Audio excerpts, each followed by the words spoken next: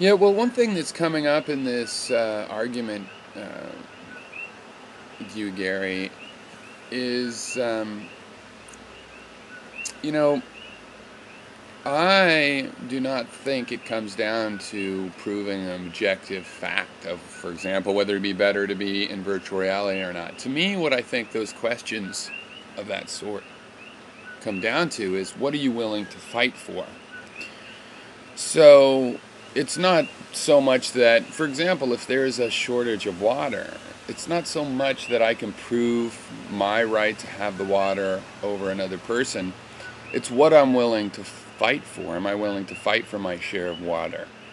And the thing is, I believe in negotiating such things. And for example, sharing water. And if I have water, I will share it with others in need. And you see, that is something that comes before I'm willing to fight for water. If somebody's willing to try to share the water, and then if there's still a legitimate shortage, uh, we have a fair system like some sort of judicial or arbitration system where we figure out who gets it first. For example, we give it to children or the elderly or sick first, or whatever we can agree on.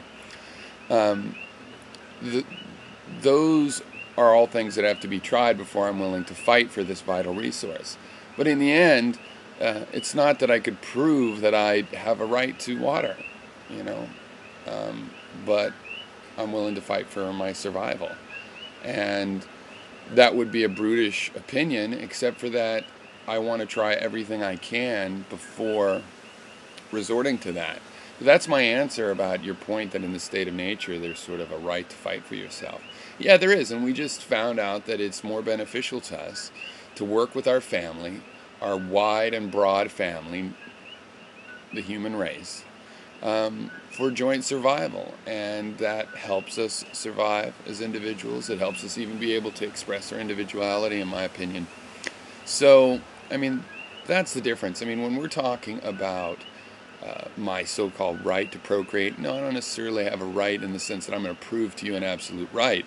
I'm going to give you arguments that explain to you why I'm willing to fight for what I see as a right.